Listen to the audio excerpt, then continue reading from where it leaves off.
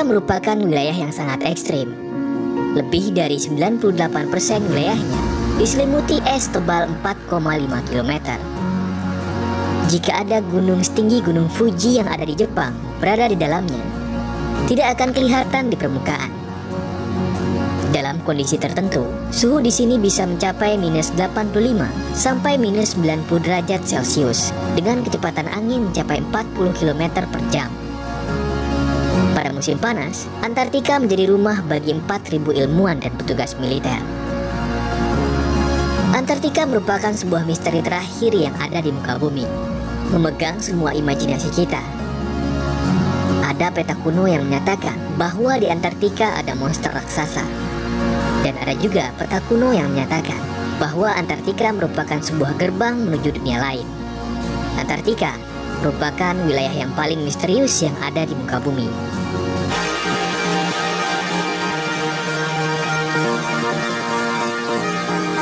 Gunung Erebus Antartika. Pada tahun 2017, para peneliti dari Australian National University menemukan bahwa di bawah permukaan es di samping Gunung Erebus terdapat sebuah gua es yang sangat besar. Menurut laporannya, gua ini sangatlah unik karena suhu di dalamnya tidaklah dingin seperti yang kebanyakan dibayangkan orang. Di dalam gua ini suhunya sangat hangat, memungkinkan untuk makhluk hidup tinggal di dalamnya, yakni 20-22 derajat Celcius. Gunung Erebus hanyalah salah satu dari 90 gunung api aktif yang ada di Antartika. Menurut ilmuwan yang meneliti di Antartika, terdapat lebih banyak lagi gua es yang suhu di dalamnya bisa menopang kehidupan. Ukurannya bisa sebesar Pulau Manhattan yang ada di New York. Dan kalau seandainya gua es ini memang bisa ditinggali oleh makhluk hidup, menurut Anda kemungkinan jenis makhluk apa yang tinggal di dalamnya?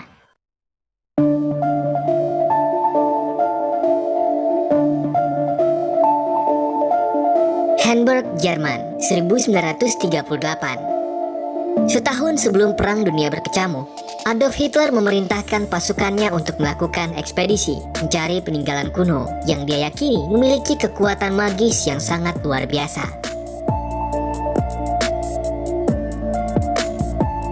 Pasukan Hitler hampir mencari ke seluruh dunia.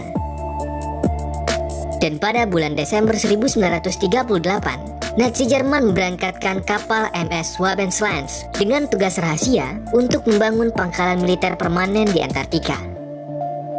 Timnya sendiri terdiri dari beberapa ilmuwan, pekerja konstruksi, anggota militer, petinggi elit partai Nazi, dan beberapa orang dari persaudaraan rahasia Thule Society. Nazi Jerman pada waktu itu sedang mempersiapkan diri untuk perang. Tetapi sangat aneh jika mereka sedang mempersiapkan diri untuk perang yang sangat besar, tetapi malah mengalokasikan sumber daya yang sangat besar untuk mengekspedisi Antartika. Kecuali Hitler dan partai Nazi mengetahui ada sesuatu yang besar di Antartika.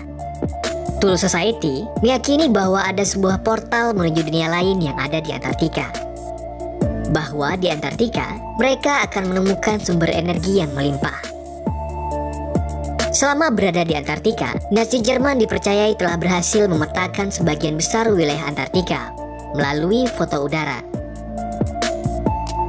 Dan juga dikabarkan, mereka telah berhasil membuat pangkalan bawah tanah, atau yang lebih dikenal sebagai Base 211. Hitler dan partai Nazi sangat terobsesi dengan Antartika.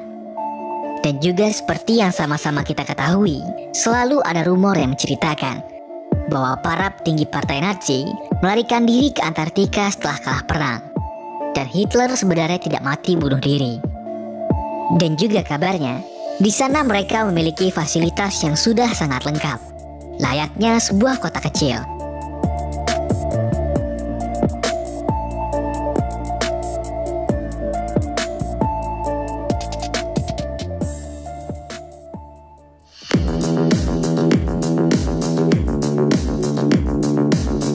Setelah sekutu memenangkan perang, pemerintah Amerika Serikat dan pemerintah Uni Soviet merekrut ilmuwan-ilmuwan cerdas yang dimiliki oleh Nazi Jerman. Salah satunya yaitu Wernher von Braun, yang kemudian merancang roket Saturn V yang membawa Neil Armstrong menuju ke bulan, dan juga menemukan teknologi-teknologi canggih lainnya. dan sebagian ilmuwan lainnya malah dilibatkan untuk misi ke Antartika. Pada 26 Agustus 1946, setahun setelah memenangkan perang, pemerintah Amerika Serikat meluncurkan ekspedisi Antartika terbesar sepanjang sejarah. Ekspedisi ini disebut sebagai Operation High Jump. Operation High Jump membawa 4.700 personil, di antaranya 13 kapal perang, 33 pesawat dan helikopter, dan 1 kapal selam. Operation High Jump dipimpin oleh penjelajah Antartika ternama, Laksamana Richard Ebert, merupakan orang yang sangat penting di Angkatan Laut Amerika Serikat. Dia sangat berjasa dalam Perang Dunia Pertama, dan setelah Perang Dunia Pertama selesai, dia menjadi penjelajah dunia. Pada 9 Mei 1926, Laksamana Bert dan Kepala Angkatan Laut bagian pilot penerbangan, Floyd Bennett, menjadi headline dunia ketika mereka berhasil menerbangkan pesawat melintasi kutub utara. Karena pencapaiannya tersebut, Laksamana Ebert mendapatkan penghargaan Medal of Honor, penghargaan tertinggi di militer Amerika Serikat. Karena pencapaiannya itu, Richard Ebert dipromosikan menjadi Laksamana pada usia 41 tahun, yang kemudian menjadi Laksamana termuda sepanjang sejarah Angkatan Laut Amerika Serikat. Laksamana Richard Ebert merupakan seorang yang sangat berani. Malah pada tahun 1934, ekspedisinya yang kedua kali ke Antartika, dia hanya tinggal sendirian selama 5 bulan di sana.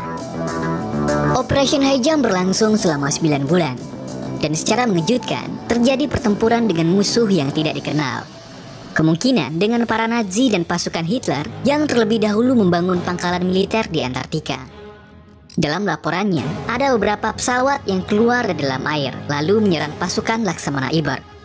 Pertempuran ini terjadi sangat cepat. Berikut cuplikan dari salah satu film dokumenter berbahasa Rusia yang menjelaskan pertempuran pasukan Laksamana Ebert dengan musuh yang tidak dikenal tersebut. В конце 1946 года знаменитый полярник и одновременно адмирал американских военно-морских сил Ричард Бёрд получает приказ уничтожить нацистскую базу в Антарктиде. Но не тут-то было. Отпор, который получила американская эскадра, до сих пор вызывает массу вопросов. Дело в том, что в Вашингтоне адмирал Бёрд докладывал не просто об истребителях с немыслимыми возможностями. Он говорил о нападении на экспедицию странных летающих тарелок, которые выныривали из-под воды и, двигаясь с огромной скоростью, нанесли экспедиции значительный урон. Вот как описывает этот бой, который произошел 26 февраля 1947 года, другой его очевидец. Участник экспедиции, опытный военный летчик Джон Сайерсон.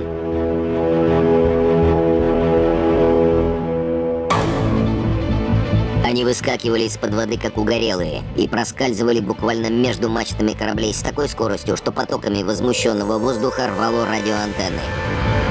Несколько корсаров успели взлететь с Касабланки. Я не успел и глазом моргнуть, как 2 из них, сраженные какими-то неведомыми лучами, прыснувшими из носовых частей этих летающих тарелок, зарылись в воду возле кораблей. Я в это время находился на палубе Касабланки. Я ничего не понимал. Эти предметы не издавали ни единого звука. Они безмолвно носились между кораблями и беспрерывно плевались убийственным огнем. Внезапно эсминец Мердок, находившийся от нас в 10 кабельтовых, полыхнул ярким пламенем и стал тонуть. С других кораблей, несмотря на опасность, немедленно были посланы к месту катастрофы спасательные шлюпки и катера.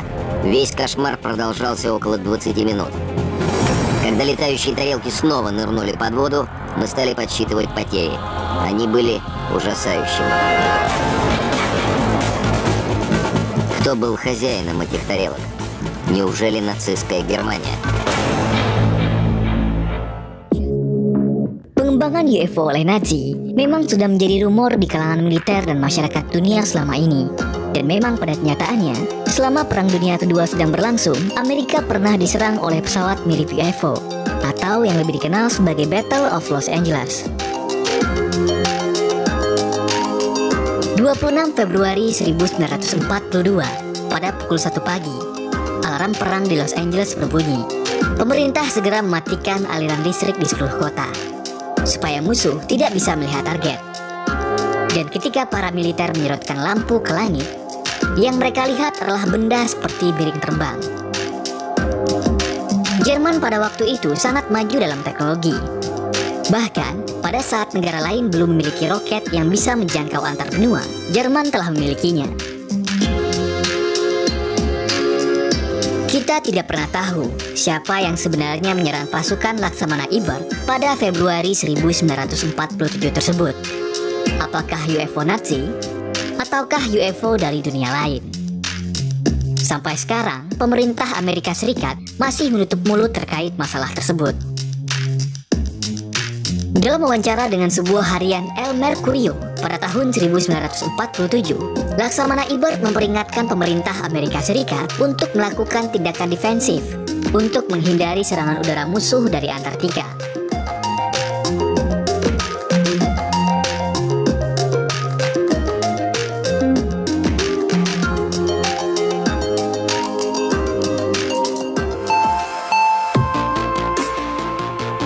Pada tahun 1955, pemerintah Amerika Serikat kembali memerintahkan Laksamana Ibert untuk melakukan ekspedisi ke Antartika.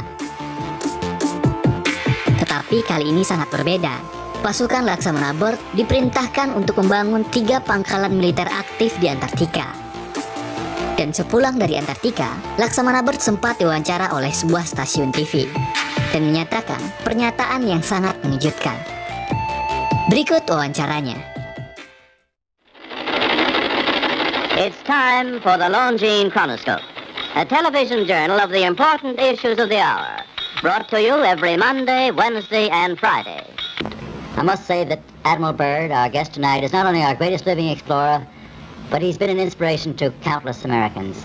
Admiral Byrd, you've been to both the North Pole and the South Pole. Is there any unexplored land left on this Earth? But strangely enough, there's left in the world today an area as big as the United States that's never been seen by a human being. And that's beyond the pole, on the other side of the South Pole. Admiral, you speak of the resources of Antarctica. What are they? What are the natural resources there?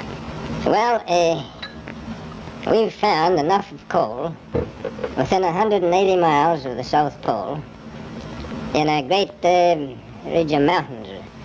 It's not covered with snow. Enough to supply the whole world for quite a while. So we think there's oil there, and there's evidence, probably uranium there. Ada 2 poin penting yang disampaikan oleh Laksamana Ibert berkaitan dengan Antartika. Pertama, Antartika kaya sumber daya alam, seperti batu bara, minyak bumi, dan uranium.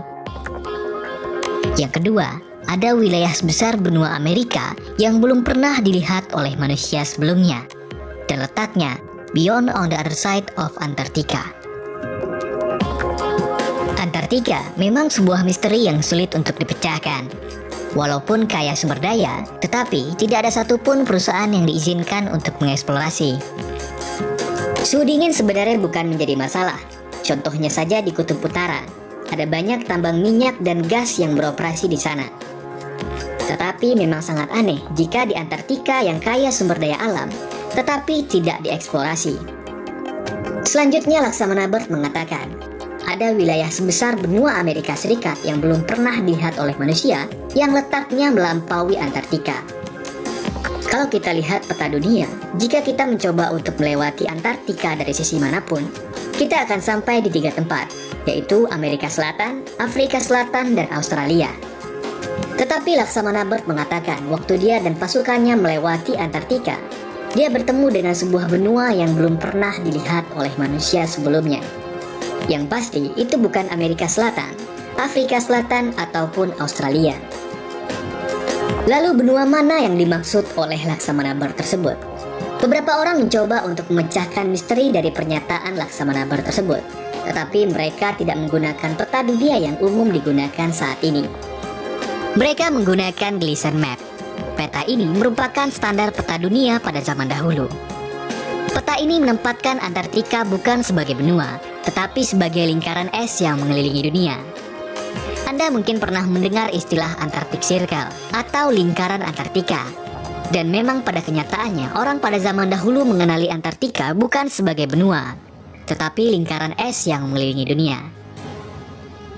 Kalau kita gunakan Gleason Map ini, barulah sangat jelas masih ada wilayah yang belum terpetakan yang letaknya melampaui Antartika, dan Laksamana Bird telah menemukan benua tersebut.